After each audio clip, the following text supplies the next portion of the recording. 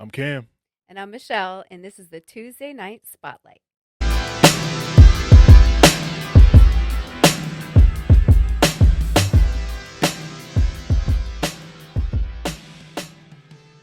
I'm Cam. I'm originally from New York, Long Island. I moved down to Virginia in 2017. Um, I mean, I obviously have a knack for the cameras and the audio stuff and things like that. I'm a creator at heart. I'm not necessarily a musician, but I love to be surrounded by musicians. I have music in my heart, but I don't necessarily play or anything like that. So, kind of stepping into the full package was the perfect thing for me, being around all these talented people, good folks like Michelle, Nina, Zeke. It's just been a wild ride, So it's just been dope. That's pretty much it. So yeah, business really started for me down here. And even me picking up a camera was by necessity. I started a podcast with a really good friend of mine, and we wanted content to go on YouTube. So I bought a cheap little camera pack from Best Buy, and like it's just been a sinkhole ever since, as far as equipment and all that stuff goes. But yeah, I mean, I don't know what the business would have been like in New York, but I'm loving what the business looks like down here, you know? As far as cultural, uh, honestly, where I'm from, I'm actually from Long Island. So where I'm from is not much different than what's around me here. I reside in Norfolk, VA right now, and it's suburbia. It's the melting pot of different type of people and things like that. I tell people the only difference between where I was then and where I am now is a 30-minute ride into New York City, where you know, obviously there's a very big difference there. But other than that, it's much of the same. Yeah, so I grew up in a very, very tiny town called Du Bois, which is, there was virtually no diversity. I grew up around a lot of Amish, so people frequently ask if I were Amish, and I'm like, no, I did not escape the Amish community. But I grew up around, really just, Amish people and, a lot of white people. And so, when I turned 18, I moved to Fayetteville, North Carolina. So if anybody's ever lived in Fayetteville or been to Fayetteville, you know that the magnitude of the culture shock that I experienced was very, very big. Because Fayetteville, North Carolina was the complete opposite of where I grew up. And I tell people all the time that was the best thing that could have ever happened to me. I took it as an opportunity to learn about, different cultures. That was a huge military town, which is why I was there. And so I met all different types of people. I ended up joining a church down there and became a worship leader, wrote songs, specifically like gospel music. And so it was just a very good experience for me. So when I moved up here, it was what I would consider definitely in between the worlds. There's a lot of diversity here, but obviously it's more mixed here. You get, again, still heavy on the military aspect, but also there's still a lot of people who have been here the whole lives. So this was definitely a good in between. This is the biggest place I've ever lived, though, because Fayetteville is much smaller than here. And obviously, where I grew up, it's two streets going in and out of town. You got to drive 30 minutes to the grocery store. I lived on a farm. I grew up very, climbing trees and, really pretty much playing outside, through around the year. So it was a very simple life. Well, before we talk about that, I just think most people don't know. And I think we got to tell this story because the first conversation I ever had about the full package was pitching it to Cam, Yep. essentially. And I will never forget that. I've known Cam longer than everybody in this room. And, we met at Mermaid Winery and we had a conversation, about some business stuff, that we wanted to do about doing a podcast. And then from there, I called him and I told him, I pitched the idea of the full package to him. And I I remember that day literally, very vividly. I you was, do? was walking around Walmart. Yeah, were. and we were having a very spirited conversation. People looking We at me like were. I was crazy. I'm sure they were. And I Yeah, was so yeah. nervous. Like, I remember, like, I felt like I was pitching the show to, like, the biggest sponsor that you could imagine. I was sweating. Like, I was pacing around my yard. Like, is he going to like this idea? Like, because I had a dream. I had it in a dream. And, after I had the dream, I just, I really just taken a look at a lot of the different open mics like that I had visited Nina's open mic here in Newport News, seeing a lot of the artists like Zeke and some of the other ones you had on the show. I just realized there was such a lack of responsibility in these different organizations and festivals that book artists, and it made me sad. And if anybody knows me knows I love people. I love people to a pretty far extent. Sometimes it gets me in trouble, sometimes it causes me a lot of pain and heartache. But I generally, my love for people is that I want to find out what their goal is, what do they want to do, what is their passion, and I want to be, a segue to that, in some way, any way possible. So when I pitched it to Cam, he became instantly excited, Yeah. and we had an amazing conversation. And after that conversation, then I felt really confident to then approach Nina and pitch it to her about her being my partner in the process. Obviously she's a music artist too, so that's you know having somebody like her as my business partner, I knew was going to be a really beautiful dynamic to have the business and the music world collide. And then having somebody like Cam, I, you know, Cam has amazing character. Well, thank you. I've never, I've met a lot of people in my life, and, I've gone through some really difficult times. And during me going through those times, Cam was really there for me. Like, he called me every day. He checked on me. Like, he's just such a good person. And so that's also why, I really wanted him a part of this journey that we're Absolutely. on. Yeah, for sure, for sure. Yeah. So like the biggest thing that I took away from the full package in the entirety of the season was the artist growth. We saw so many artists come through those doors, and a lot of them were super green to being on stage. They were great in their talent and what they can do, but like when you're on that type of stage, bright cameras, judges, audience, and stuff like that, that's not something that artists like go through on a week, on at all. You know what I'm saying? So like to see where some of these artists started in the beginning to where they were at the end and see them come into their own artistry before our eyes was amazing.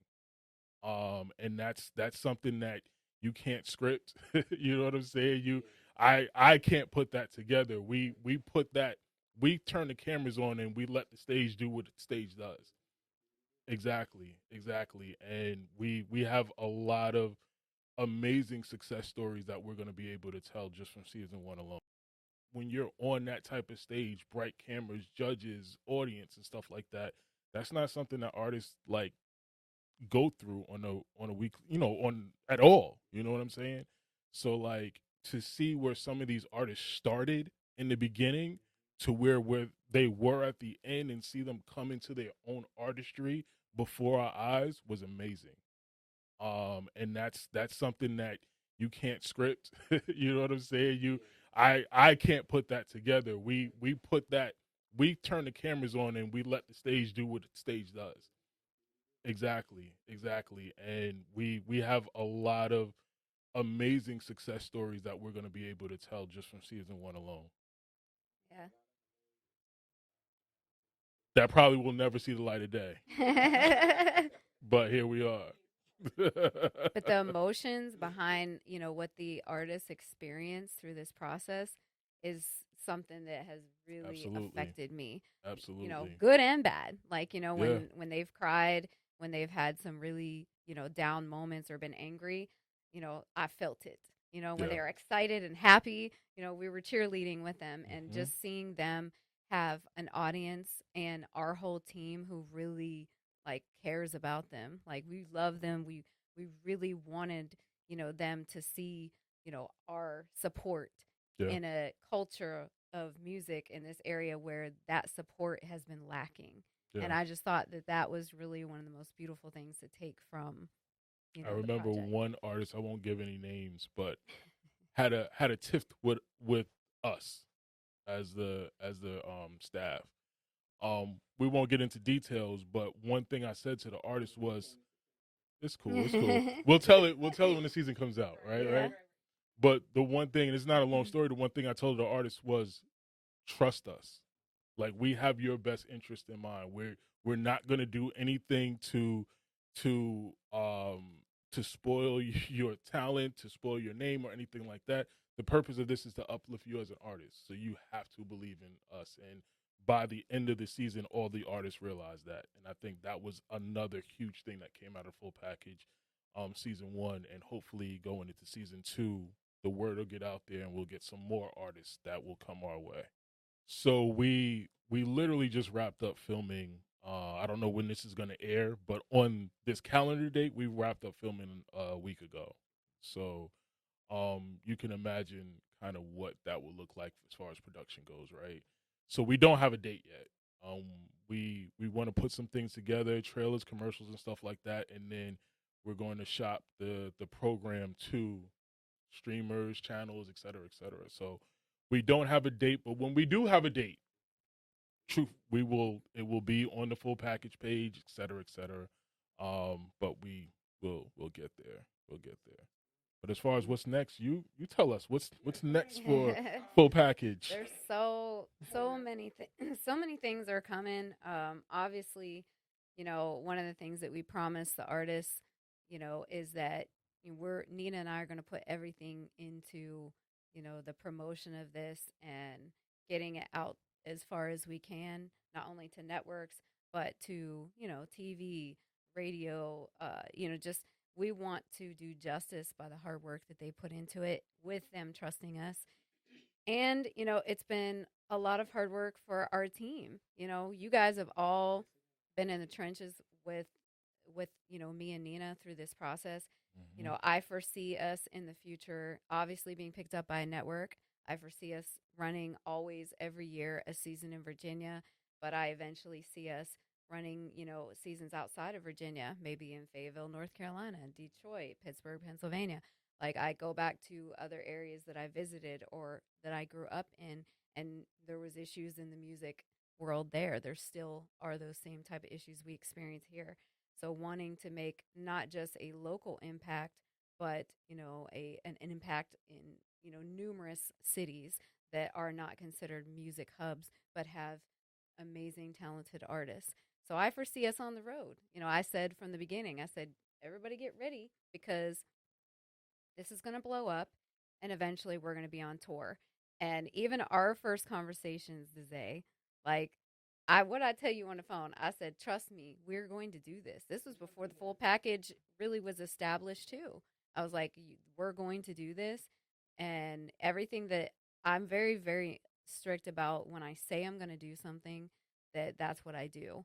And whether making that commitment to, Nina and I making that commitment to our team is very important to me, but also to all of the artists who didn't participate. We've had dozens of artists come up after we started and wanted to join. Yeah. So season two Season two. will come in the fall. Season two. We're gonna run the seasons and starting from the fall through spring like we did this time. Mm-hmm. So it's I think it's gonna be no not think I know this is going to really be something special. And the emotional aspect of who our team is also a reflection to these artists and how we care for them and they're responding to that. And I love that.